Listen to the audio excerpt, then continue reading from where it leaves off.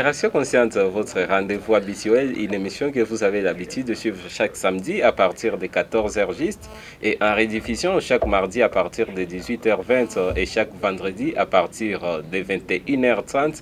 Une émission d'éveil de la conscience, une émission qui parle ou qui traite beaucoup plus des thématiques qui ont touché l'actualité du pays, mais également l'actualité internationale. C'est pour cette raison-là qu'aujourd'hui, nous allons devoir parler ou décrypter les différents discours qui ont été menés juste au 77e sommet des Nations Unies où le président de la République, son Excellence Félix Antoine Tshisekedi, s'est prononcé sur différentes questions auxquelles les Congolaises et Congolais s'attendaient. C'est dans ce cadre-là, messieurs et dames, que nous avons ce plaisir de recevoir pour vous Mouni Abeli Serge. Serge, bonjour. Bonjour, cher journaliste. Oui, je rappelle que vous êtes politologue et analyste politique indépendant.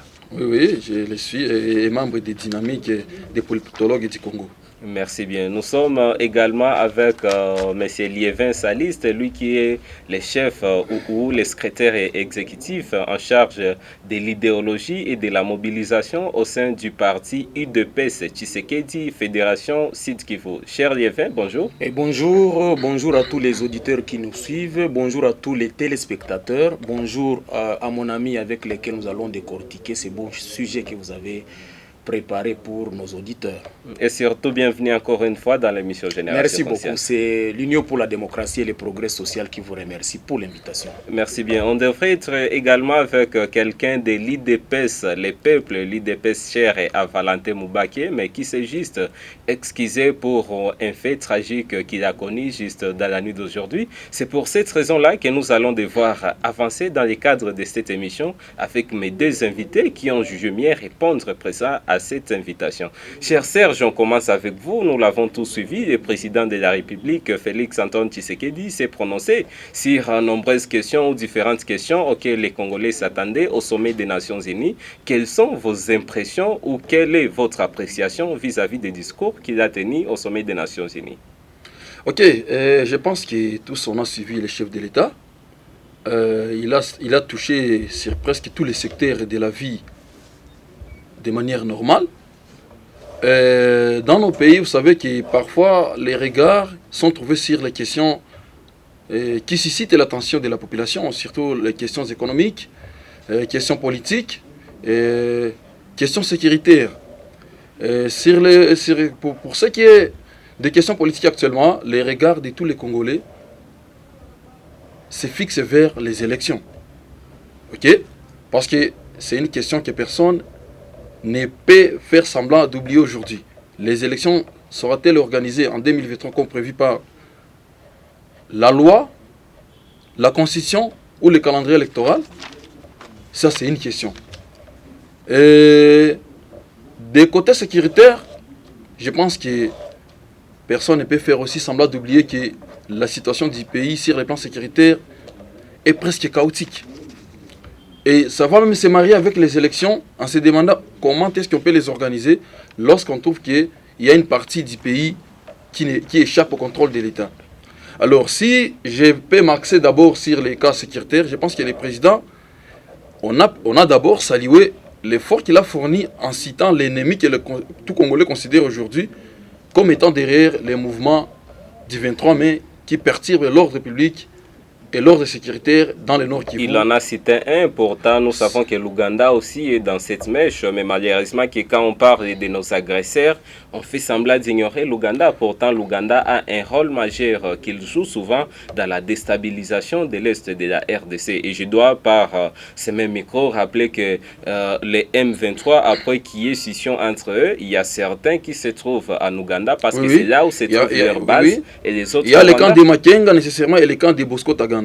Donc c'était l'Ouganda et les Rwandais.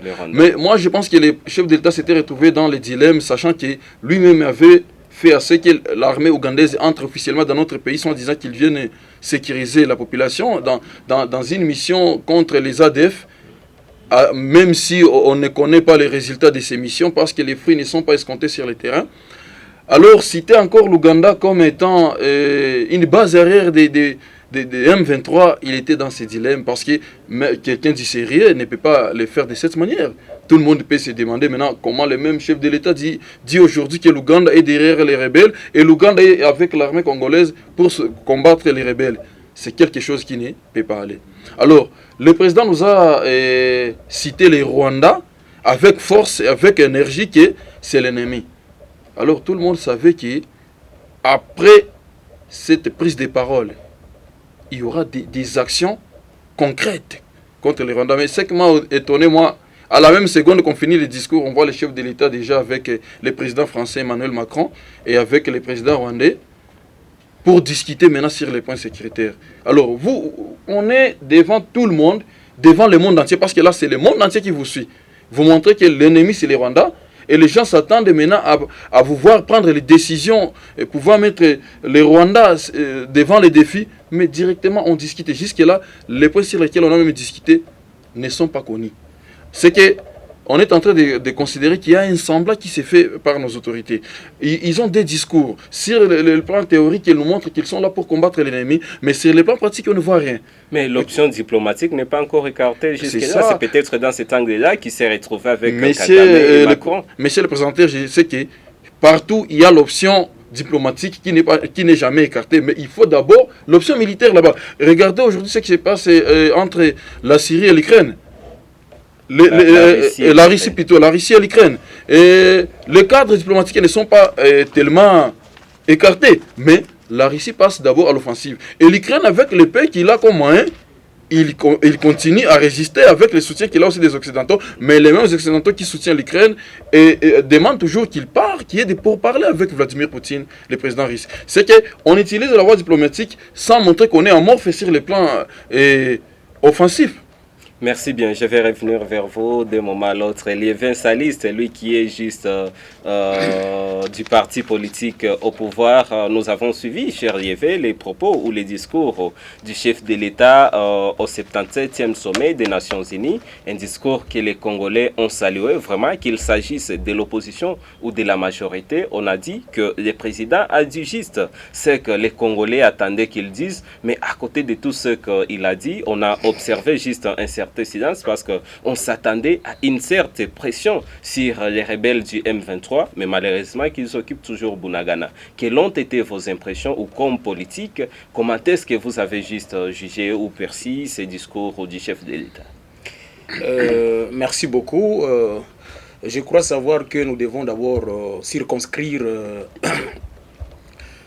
notre thématique dans l'espace, dans le temps et dans l'espace. Vous savez que la tribune des Nations Unies, c'est un haut lieu où se prennent de grandes décisions pour conduire le monde. Et vous allez vous rendre compte que non seulement il s'agissait de la RDC, mais également il s'agissait de tous les grands pays du monde qui étaient représentés, y compris les pays africains, les pays de l'Océanie, les pays de l'Amérique et tous les pays de l'Europe. Ils ont été représentés. Et puis, la thématique, parce qu'il faut parler aussi de la thématique qui était développée. La thématique qui était développée, c'était un tournant décisif où il faut chercher des solutions transformatrices face à des défis intriqués, ça signifie des défis qui sont liés. Et le chef de l'État congolais, son Excellence Félix Antoine Tshisekedi, il a juste s'imprégné de cette thématique principale sur laquelle on devait s'atteler pour débattre la question à la 77e session ordinaire de l'Assemblée générale des Nations Unies. Et si vous regardez le discours du chef de l'État, c'était articulé autour de 4 points principaux, notamment la sécurité et la paix, notamment la maîtrise du changement climatique, notamment la relance de l'économie mondiale après le Covid, notamment et enfin la lutte contre la pauvreté et la promotion du bien-être collectif. Vous allez vous rendre compte que pour le 4e point, la lutte contre la pauvreté et la promotion du bien-être collectif, c'est une thématique qui a été développée il y a des lustres encore par les représentants des pays, des chefs d'État au sommet des Nations Unies. Et vous allez vous rendre compte, quand nous étions dans des années 1990, on disait qu'on va éradiquer la pauvreté à l'an 2000. D'ailleurs, il y a même des programmes qui ont été votés, les programmes mondiaux pour l'éradication de la pauvreté dans le monde. Et on pensait qu'en 2015, la pauvreté, on allait diminuer sensiblement la pauvreté dans le monde.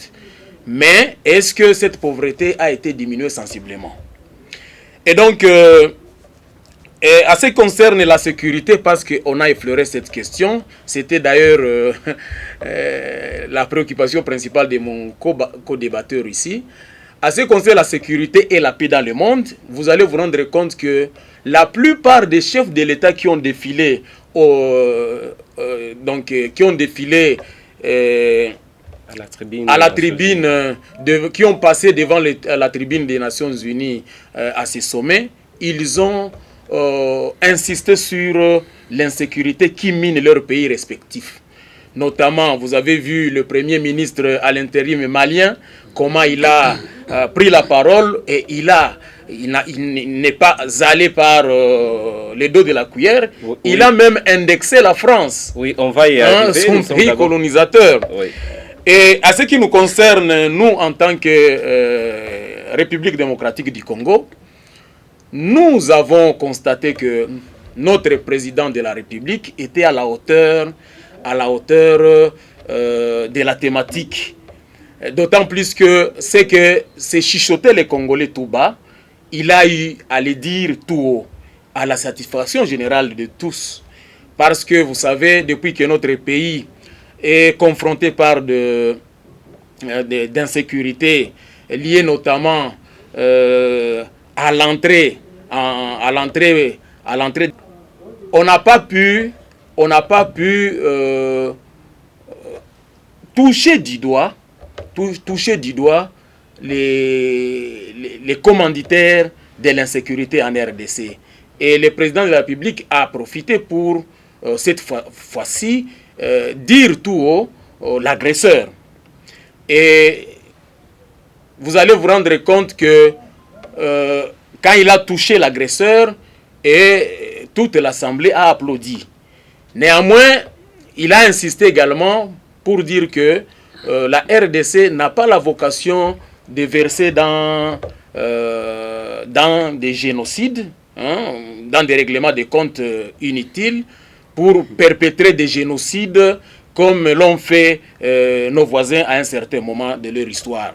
Vous allez vous rendre compte, en 1994, ici au Rwanda, il y a eu des scènes de génocide, des massacres interethniques et qui ont déferlé en RDC une multitude de citoyens rwandais et qui avaient traversé des frontières à la bénédiction même des Nations Unies à cette époque-là. Et donc, et cette scène nous a suivis jusqu'à aujourd'hui. Et donc, le président de la République était très catégorique et il a dit que le gouvernement de la République ainsi que les peuples congolais sont déterminés à n'importe quel prix pour mettre fin à cette escalade de violence, à cette agression.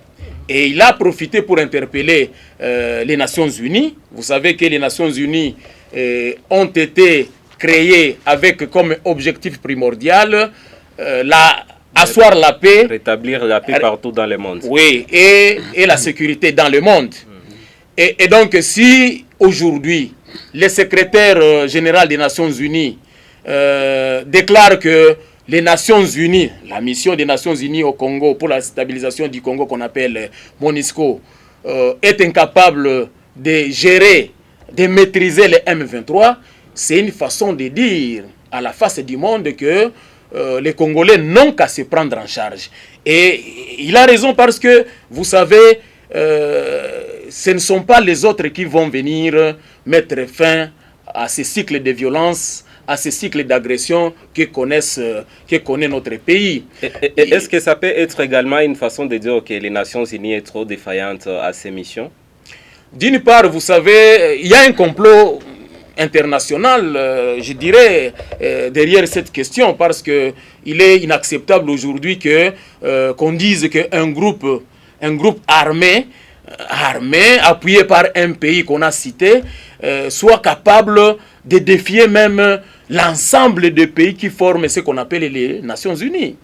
Et donc, cet aveu d'impuissance qu'a montré le secrétaire général, qui n'est qu'un fonctionnaire également des Nations Unies, il n'est pas un chef d'État, qui a donné son point de vue, et son point de vue proviendrait de grandes puissances qui sont des grandes contributrices des Nations Unies, notamment peut-être des États-Unis d'Amérique, notamment de la France, notamment, somme toute, de l'Union européenne, qui sont des grandes contributrices de l'ONU. Et vous savez que la voix qui est prépondérante quand on prend des décisions, on tient compte de ceux-là, de toutes ces puissances, de tous ces États-là qui contribuent plus que d'autres. Et donc, pour nous, c'est une leçon, mais de toutes les façons, ce que le président de la République a fait là-bas, c'était aussi mettre les Nations Unies devant un fait accompli. Pour dire que tout ce qui va venir après, ils ne font pas dire que vous n'avez pas été informé par rapport à ce qui va venir après. Parce que nous, pour gagner la guerre, ça dépend également de l'effectif. Ça dépend de la détermination de la population. Nous, au Congo, nous avons une population qui caracole autour de 110 millions d'habitants. Le Rwanda, qui nous agresse à tout moment, n'a qu'une population autour de 10 millions d'habitants.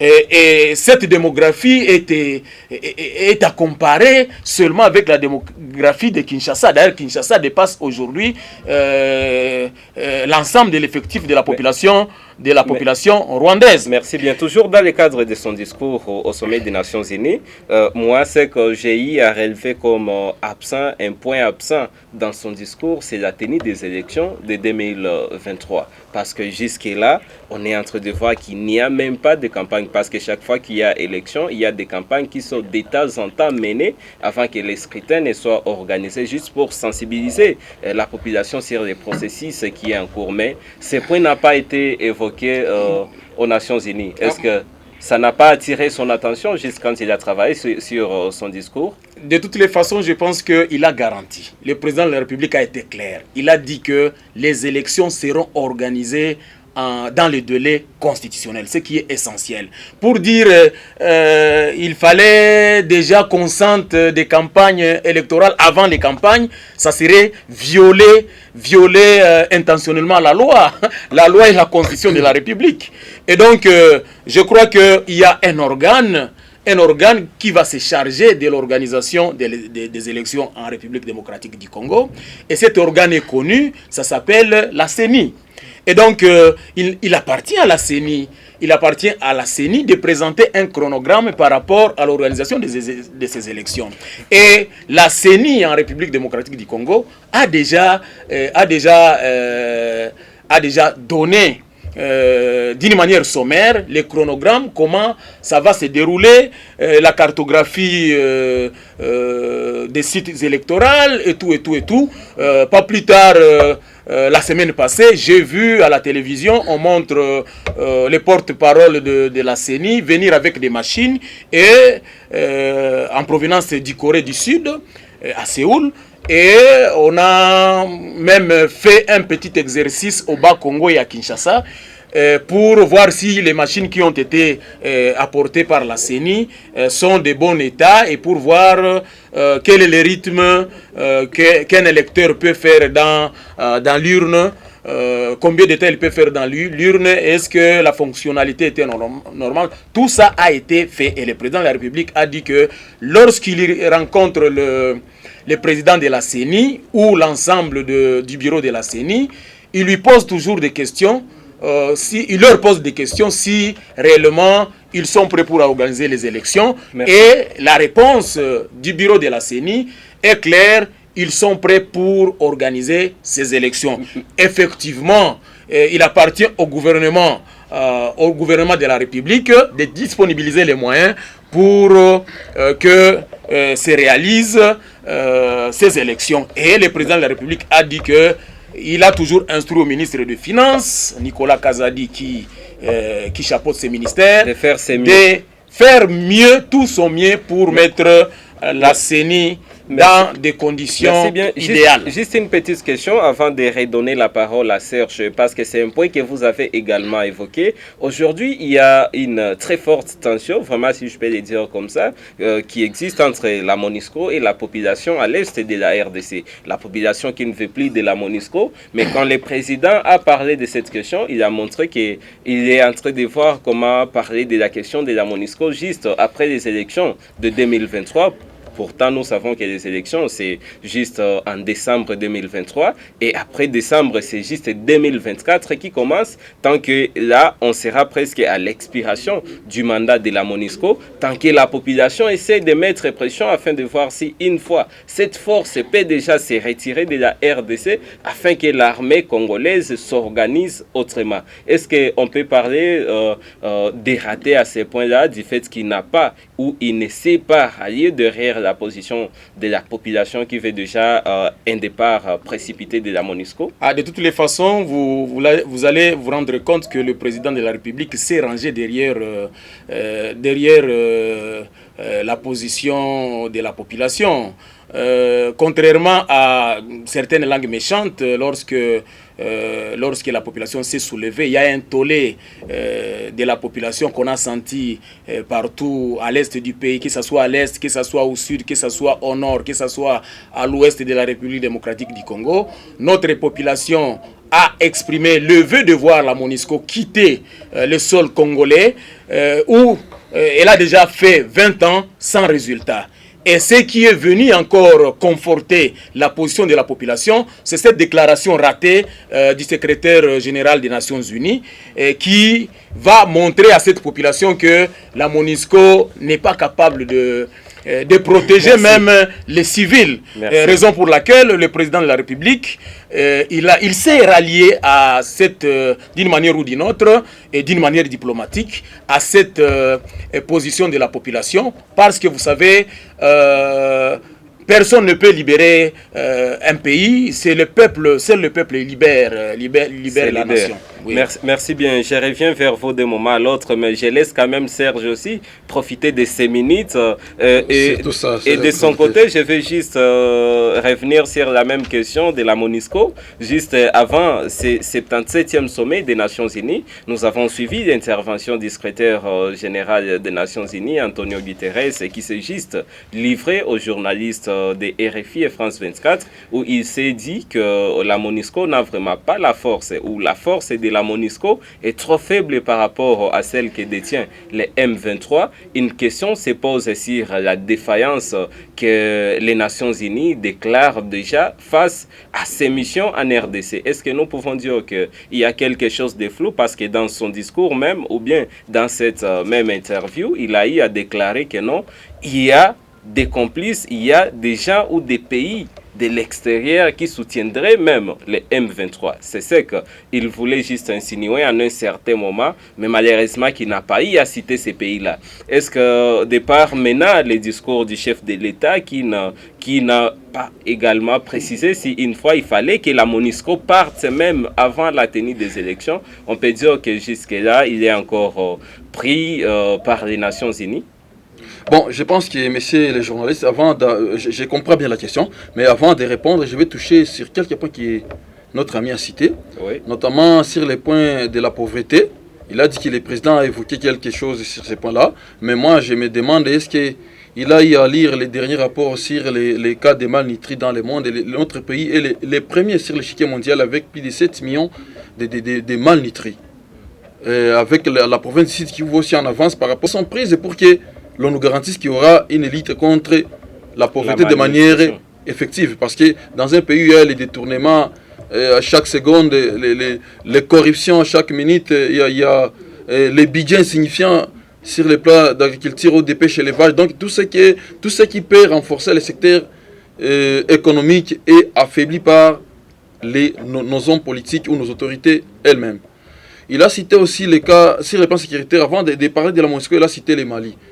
Il dit que les premiers ministres maliens étaient francs avec le monde. Permettez d'avancer parce qu'on va toucher également les points du Mali. Oui, c'est ça. Ok, si on va y revenir, moi je vais directement sur le point de la MONUSCO. D'abord, par rapport au discours du secrétaire général des Nations Unies, moi je pense que c'est pas moi de condamner ces messieurs. Il n'a dit que ce qu'il pouvait dire. Mais pour lui, je le comprends aussi comme un plaidoyer. Lui-même connaît que, même mon ami de l'UDPS connaît que la MONUSCO ici dans notre pays a des limites sur les armes à utiliser. Okay? Et ce sont ces puissances qui font à ce qui est limite. Et lorsque ces mêmes puissances, d'une manière ou d'une autre, arment un pays qui est derrière cette milice, c'est qu'ils savent quelles sont les armes qu'on a données à la MONUSCO et avec quelles limites, et quelles sont les armes maintenant que nous allons donner à celui qui va combattre et l'armée nationale et la MONUSCO. Là, c'est un plaidoyer, parce qu'il y a les armes, vous voyez ce qui s'est passé au Mali, non, en Ukraine. Il y a les armes qu'on envoie toujours en Ukraine pour l'État ukrainien, pour faire face à l'armée russe. Mais pourquoi pas donner les mêmes armes à la MONUSCO pour combattre l'ennemi? C'est que les mêmes puissances savent les jeux jouer. Et tout cela, c'est parce que notre pays aussi, sur les plans diplomatiques, est très faible. À un moment, nous a trompé que faire beaucoup de voyages dans le monde, c'est avoir une capacité diplomatique nécessaire. C'était faux, monsieur le journaliste. Imaginez-vous, avec tous les voyages qu'on a connus, qu'est-ce que ça nous a rapporté aujourd'hui? On arrive devant le sommet des Nations Unies, on ne sait même pas sur quelle branche on s'appuie. Vous voyez, les pays comme Mali, les pays comme le Rwanda, si on prend la parole sur les plans sécuritaires, ils disent en sachant qui sont derrière nous.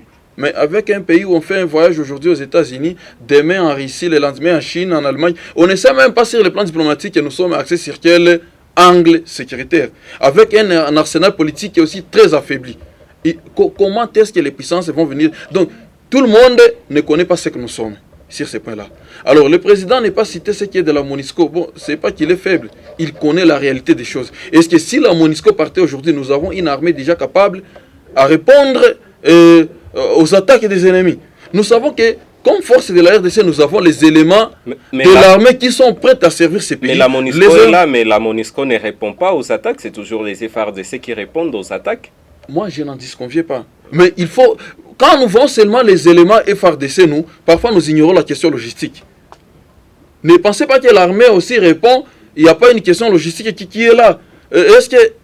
Quand est-ce que vous tombez sur les informations sur les médicaments envoyés au front, sur la nourriture envoyée au front, sur les carburants, sur les moyens de déplacement des militaires, tout ça, est-ce que c'est toujours le niveau national qui le fait le pays? La MONUSCO intervient toujours là-bas. Ne pensez pas que le président ne savait pas de quoi il disait. S'il garde encore la MONUSCO là-bas, il connaît qu'il y a un apport significatif de la MONUSCO. Et pour que la MONUSCO parte aujourd'hui, il faut que les niveaux nationaux, les autorités mettent en place les systèmes donnant les moyens à notre armée, mettant les militaires dans des conditions de vie nécessaires, dans des conditions d'équipement nécessaires, dans des conditions technologiques nécessaires. Donc nous, sur le plan des moyens, pour combattre l'ennemi, nous sommes très faibles. Ça, on ne peut pas se cacher. Nous n'avons pas encore... Moi, je l'ai dit parce que, imaginez-vous, si on avait tous les moyens, moi je ne dis pas sur les moyens, mais parce que je l'ai dit encore, nous avons les militaires prêts à servir les pays. Et quand on a les éléments, et ces éléments sont prêts à servir une volonté que personne ne peut ignorer. Dans des mauvaises conditions, mais ils servent toujours.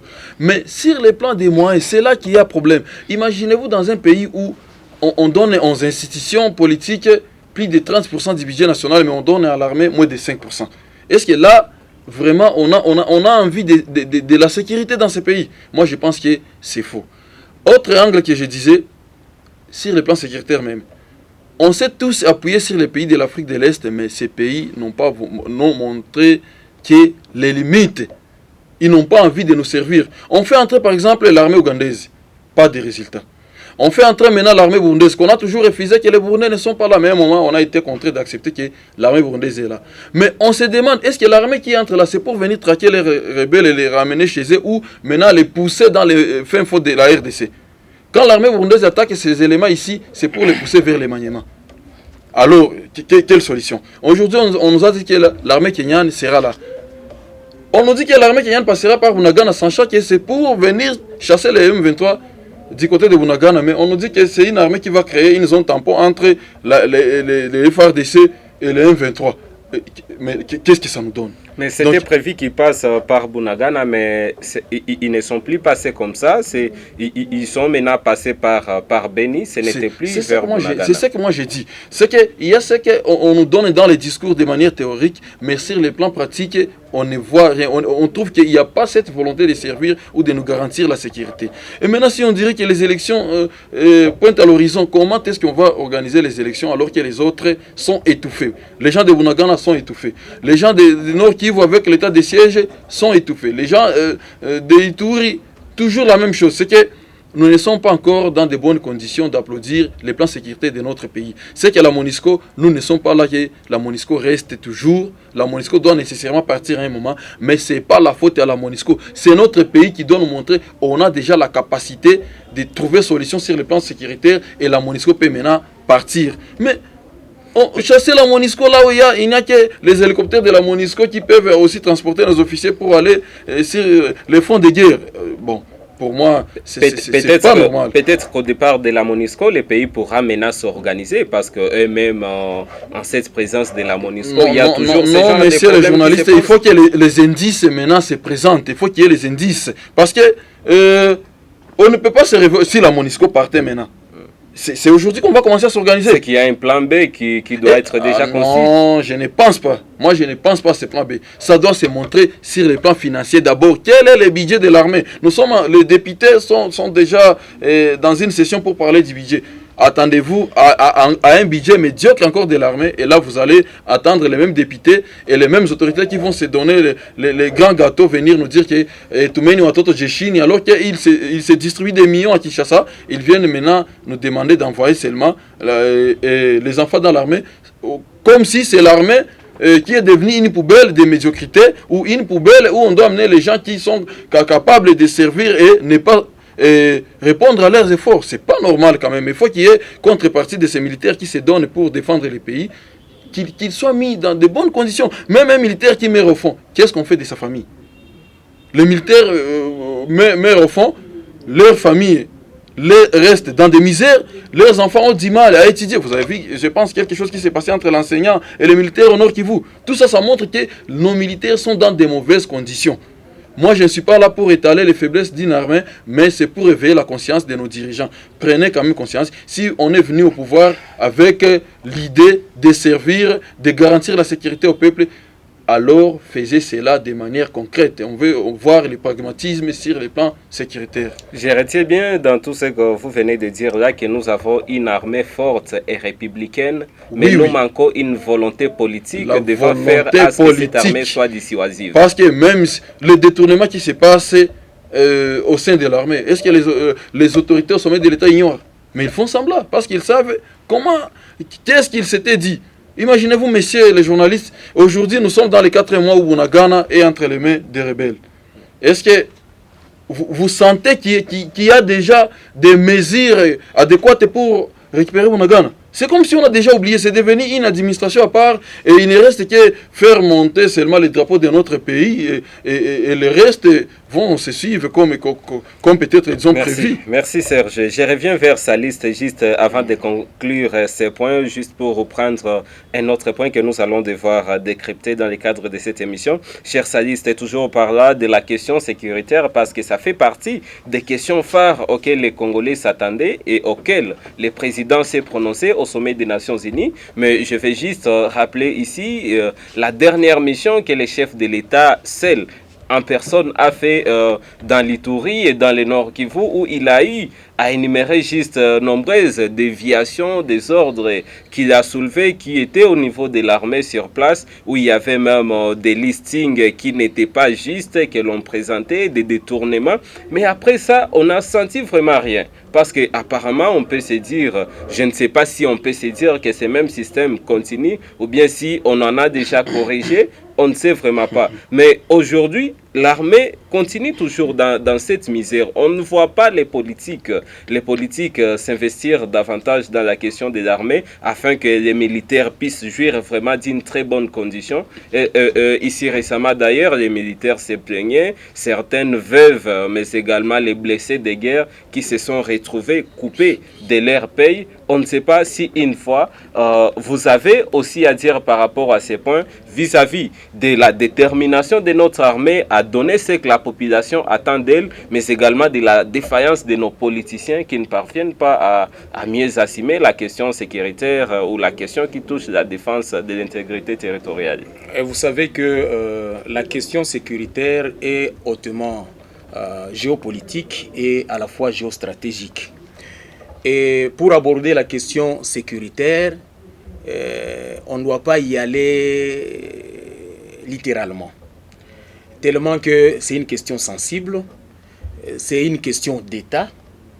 Il y a aussi ce qu'on appelle même les secrets sécuritaires que nous ne pouvons pas venir sur le plateau de la télévision étaler tout ce qui passe dans notre tête par rapport à la sécurité. Encore que lorsque j'attends les fabulations de mon ami ici, encore que l'armée n'a pas besoin d'un syndicat. L'armée, partout dans le monde, n'a pas de syndicat. Lorsque vous venez ici pour parler du salaire d'un militaire, l'IDPS a toujours parlé du salaire d'un militaire, vous venez au plateau de télévision pour parler d'un salaire d'un militaire. Vous avez toujours parlé. Est-ce que vous avez été envoyé par ces militaires-là? Parce que le militaire n'a pas besoin d'un syndicat. Les militaires, nos militaires n'ont pas besoin d'un syndicat. Et donc, nous savons que c'est le mode opératoire de ceux-là qui ont décidé à mettre notre État dans une situation d'ingouvernabilité. Ils ont mis des stratagèmes pour montrer à ces peuples que leurs dirigeants ne valent rien pour donner à l'ennemi un passage facile pour occuper notre territoire. C'est avec des communications pour désinformer notre peuple, je crois qu'ils vont déchanter. Parce que notre peuple est déterminé à faire face à cette agression-là. Et je vous dis, la question... Est-ce que nos politiciens aussi sont déterminés à faire face à cette agression? On ne doit pas se cacher derrière les peuples, vraiment. Vous dites? Est-ce que nos politiciens aussi sont déterminés à faire face à cette situation, vu que le peuple est déterminé tel que vous venez de le dire? Je vous dis que moi, je m'appuie au fait. Notre peuple a besoin de la paix. Notre peuple a besoin de la sécurité. Notre peuple fait face à l'insécurité. Il n'y a pas seulement avec le règne du président de la République, Félix Antoine Tshisekedi. L'insécurité qui règne dans notre pays date de l'avènement de l'AFDEL, mué en RCD, mué en M23, et CNDP et tout. Et il y a certains acteurs comme mon ami avec lesquels je suis sur les plateaux, qui sont payés pour faire le travail de fond, de jouer sur la psychologie de notre peuple, afin de décourager le peuple et puis faire passage facile à l'ennemi. Et je crois que sa rhétorique là ne va pas passer. Et parce qu'à un certain moment, il voulait faire aussi allusion même, quand dans son liminaire, il a fait allusion entre l'Ukraine, la Russie. Je crois savoir que pour même aborder la question de la Russie et de l'Ukraine, il faut d'abord se rendre compte de l'histoire politique de la Russie et même de la géographie de la Russie. Vous savez que l'Ukraine dont on s'apitoie aujourd'hui par les impérialistes occidentaux, faisait partie, c'était un État, une province de l'ex-Union soviétique qu'on appelle Russie. Ces impérialistes ont tout fait pour que l'URSS éclate en des petits États qui sont contrôlables par eux. Et par conséquent, aujourd'hui, lorsque Bunagana est pris par l'État rwandais, l'État Bunagana qui est de la RDC, pris injustement et illégalement avec la bénédiction des forces obscures par le Rwanda. Occupé temporairement, si nous pouvons le dire. Oui, comme temporairement. Ça. Oui. Ça s'apparente à cet exemple-là. L'Ukraine faisait partie d'une région de la Russie. Aujourd'hui, si la Russie décide maintenant De reprendre l'Ukraine. de reprendre l'Ukraine avec la complicité de ces impérialistes, et ils ont médiatisé au point qu'on pense que c'est la Russie qui a tort. Mais aujourd'hui, tous les pays africains ont tendance à croire qu'il faut mettre fin à ce monde unipolaire que cherchent à chapeauter toujours les États-Unis d'Amérique et l'Union européenne. Alors, pour passer directement au deuxième point... Je vais y arriver, je vais citer. Oui, juste dans quelques minutes, si vous le permettez. Oui.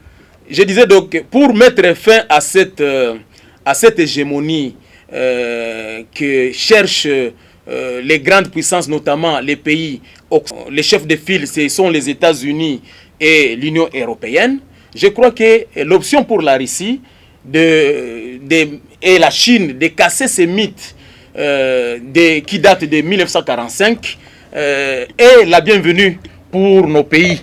Parce que je pense que nous devons également, comme État, changer de paradigme et ne pas se fier toujours à ces prétendues grandes puissances. Et pourtant, ils sont là aussi pour défendre leurs propres intérêts et pas les intérêts de nos pays et de nos peuples. Merci beaucoup. Comme l'État nous presse, nous allons devoir passer au deuxième point, toujours où nous sommes en train de décrypter les différents propos ou les différents discours que les chefs d'État et les chefs de gouvernement ont tenus juste au 77e sommet des Nations Unies aux États-Unis. Et là, nous venons à peine de finir les points qui concernaient la RDC, où le président a soulevé ou s'est prononcé sur différents points que les Congolais attendaient juste de la part de son président. Et après ce point, nous allons essayer de suivre juste dans quelques minutes ce qu'a été le sort du Mali, parce que vous savez aussi qu'entre le Mali et la France, les torchons brillent ces derniers temps. Et face à cette situation-là, il y a juste les Occidentaux qui essayent de s'en mêler, parce que les Maliens, eux, veulent juste s'assumer seuls.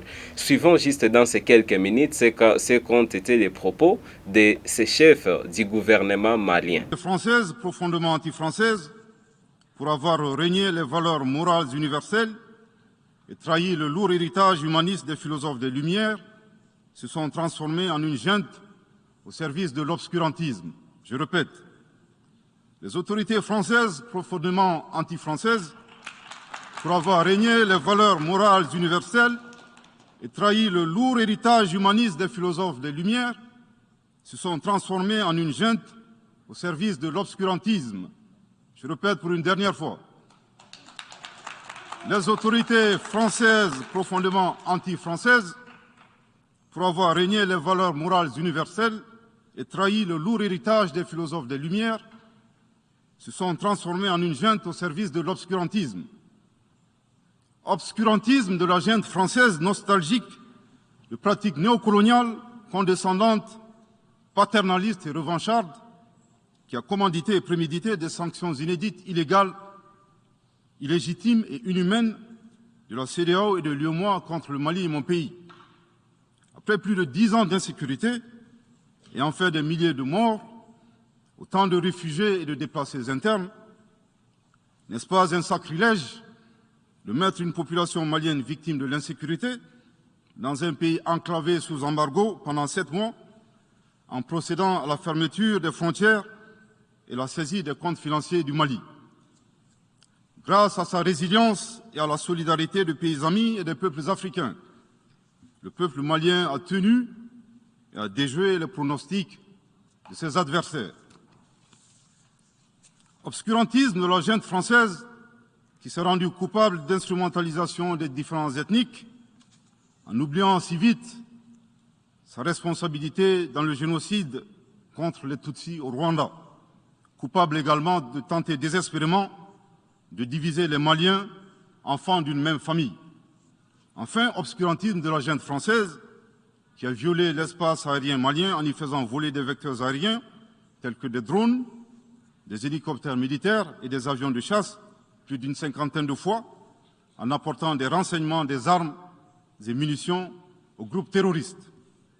Afin de se donner une bonne conscience, la junte française accuse le Mali de n'avoir pas été reconnaissant en se gargarisant de la mort regrettable de 59 soldats français au Mali lors de diverses opérations de lutte contre le terrorisme.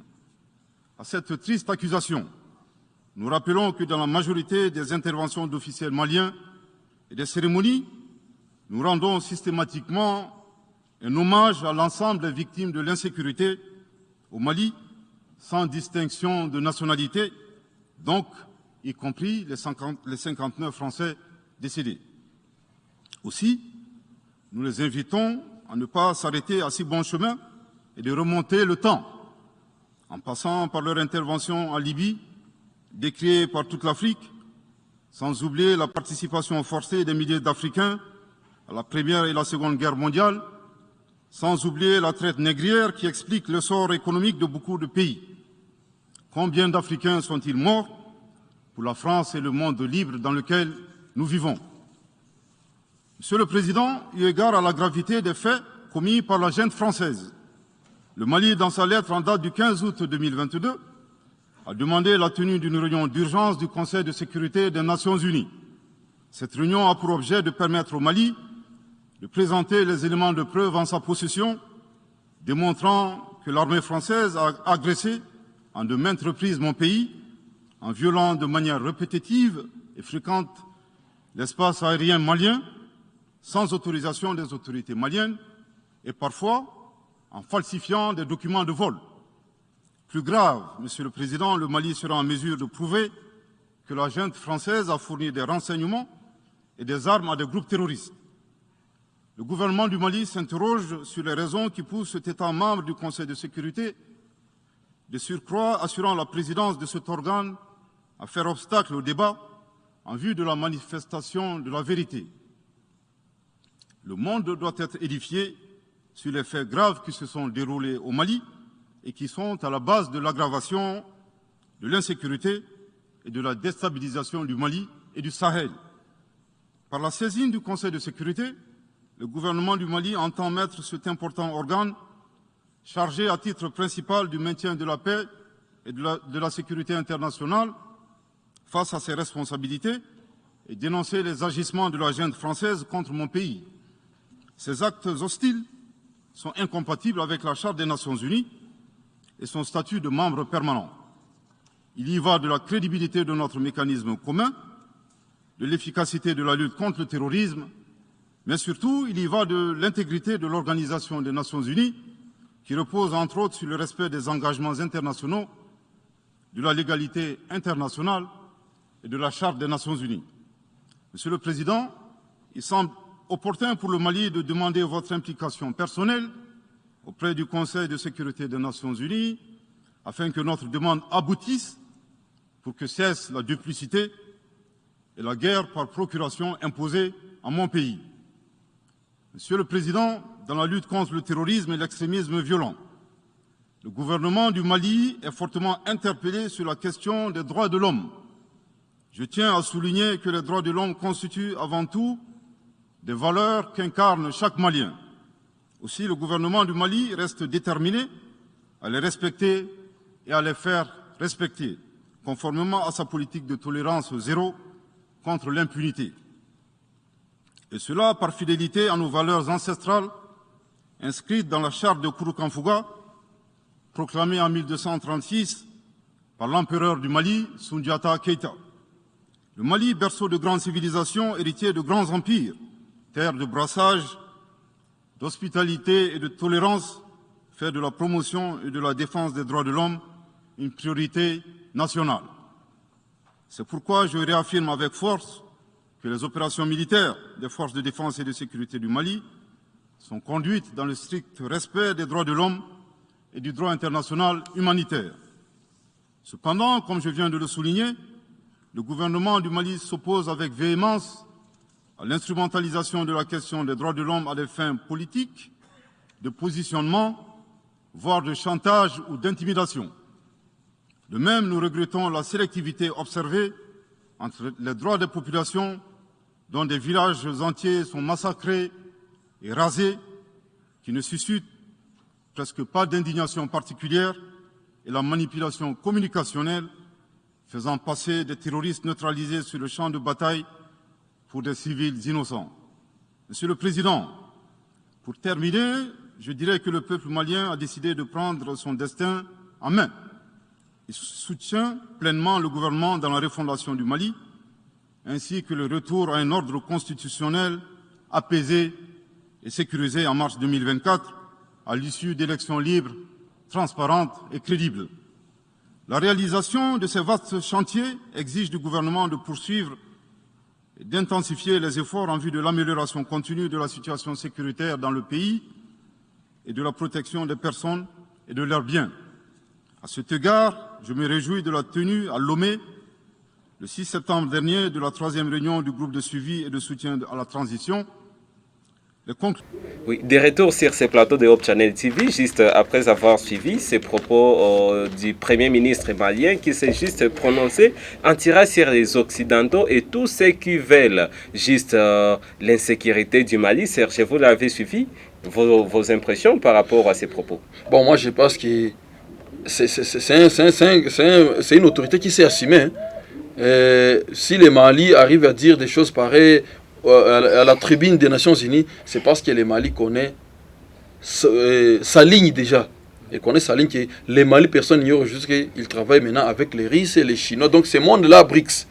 Et quand on connaît qui est derrière, on peut savoir dire les vérités. Mais les pays-là qui ne savent pas encore quel est leur jeu politique sur la scène internationale et qui s'embrillent ne peuvent pas arriver à dire des choses pareilles. Vraiment, les présidents maliens ou le gouvernement malien, nous, on a suivi, qu'ils aient la chance de continuer dans leur élan et qu'ils y gagnent parce qu'on ne doit pas aller aussi aveuglément, qu'ils y gagnent, que la population tire gain de cause dans la ligne politique que le Mali se fixe aujourd'hui. Merci bien. Cher Liévin Saliste, il y a les Maliens qui se sont directement prononcés sur leur situation et qui ont directement tiré sur les impérialistes qui cherchent à déstabiliser le Mali parce que nous savons très bien qu'ils faisaient de cela un tas que la France a été chassée via sa force Barkhane. Et puis aujourd'hui, il y a vraiment cette cacophonie, cette tollée entre la France et le Mali où les Occidentaux essaient également de se mêler.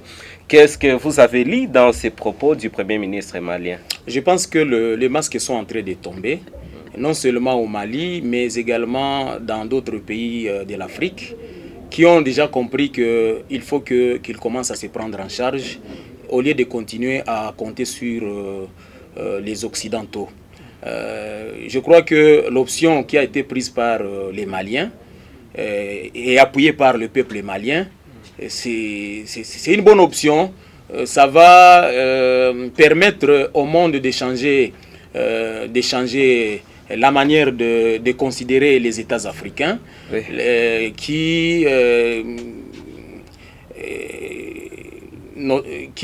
visiblement ils le prennent comme des enfants, et je crois que il est grand temps que les intérêts du peuple passent au-dessus des intérêts de ces Occidentaux-là en Afrique. Merci beaucoup. Nous prenons directement votre conclusion parce que nous sommes déjà en train de finir l'émission vis-à-vis des différents discours qui ont été tenus au sommet des Nations Unies et beaucoup plus, tout en se référant sur ce qui a été le cas de la RDC et du Mali.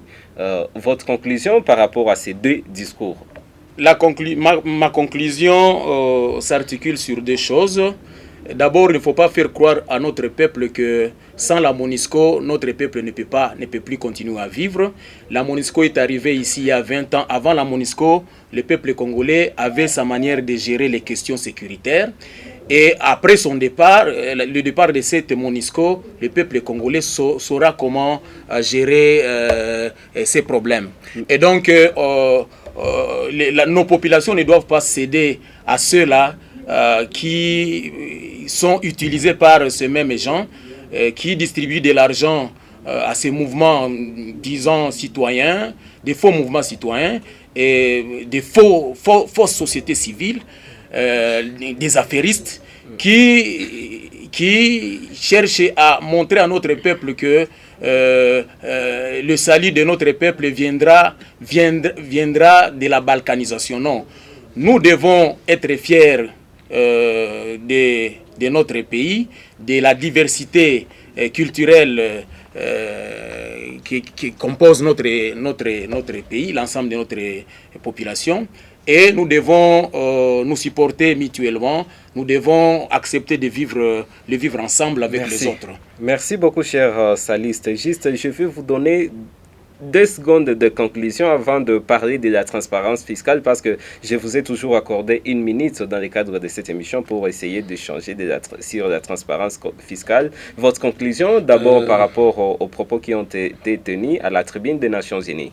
Moi, je pense que pour les 2 pays, le Mali a montré ses décisions prises et leur applicabilité, alors que la RDC est allée montrer ses pleurs pour que l'on cherche peut-être les aides qu'on ne sait pas d'où elles vont venir. Merci bien. On parlait en fait de la transparence fiscale avec vous dans ces quelques 2 ou 1 minute. Il fait près d'1 année que vous parlez de la transparence fiscale en RDC. Est-ce que cette fiscalité est déjà transparente?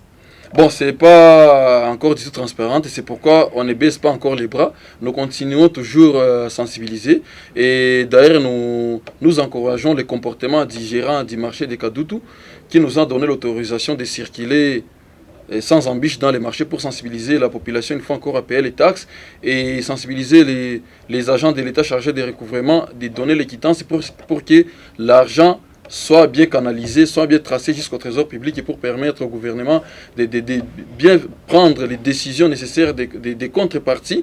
Et aussi, nous saluons aussi l'effort ou le bon sens du commandant de la police du marché de Kadutu aussi qui nous a accordé cette autorisation de circuler librement dans les marchés pour sensibiliser. C'est que le combat sur la transparence fiscale continue toujours. Nous appelons une fois encore les commerçants et les tenanciers des bars, des bis, les boutiquiers, de payer toujours les taxes afin de permettre à l'État d'avoir les moyens et d'exiger toujours aux agents de leur livrer les quittances parce que ce ne sont que cela comme moyen de traçabilité de cet argent. On ne doit pas remplir les poches des agents, mais plutôt renflouer les caisses de l'État pour que l'on arrive à trouver des actions de contrepartie. Merci. J'ai quand même suivi cet appel, mais je ne sais pas s'il y a un message particulier que vous lancez à tous qui sont concernés par ces processus de transparence fiscale, juste pour finir. Bon, pour tous ceux qui sont concernés par ces processus, on les appelle toujours à fournir beaucoup d'efforts. C'est comme l'organisation Accountability Lab qui combat toujours pour qu'il y ait changement. Il y a CDG qui combat toujours pour qu'il y ait changement.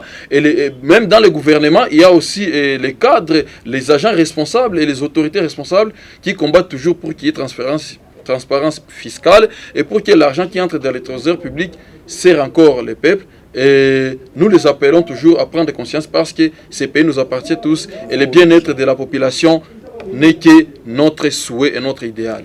Mouni Abeli Serge, merci beaucoup d'avoir participé dans cette émission. Nous disons merci et nous serons toujours là dans cette émission dont les noms même suscitent l'attention déjà, Génération Consciente. Nous serons toujours là. Merci bien. Liévin Saliste, merci beaucoup d'avoir honoré notre invitation. Tous derrière les chefs de l'État, les commandants suprêmes des forces armées, nous devons nous lever comme un seul homme pour défendre la patrie. Lorsque la patrie est en danger, tout le monde, nous sommes appelés à nous lever et dire non à l'agression et dire non à l'imposteur. C'est l'UDPS, l'Union pour la démocratie et le progrès social, qui vous remercie de l'avoir associé à ces débats patriotiques. Et je crois que cette émission, Génération Consciente, C'est une émission qui est très suivie par nos auditeurs et la population du Sud Kivu. Merci beaucoup. Je rappelle que j'étais avec Liévé Saliste, qui est cadre de l'IDPS Tshisekedi, secrétaire exécutif en charge de l'idéologie et de l'implantation au sein de l'IDPS Tshisekedi. Secrétaire fédéral. Secrétaire fédéral, bien sûr, IDPS Tshisekedi, Sud Kivu. Merci beaucoup d'avoir honoré notre invitation. Je vous en prie.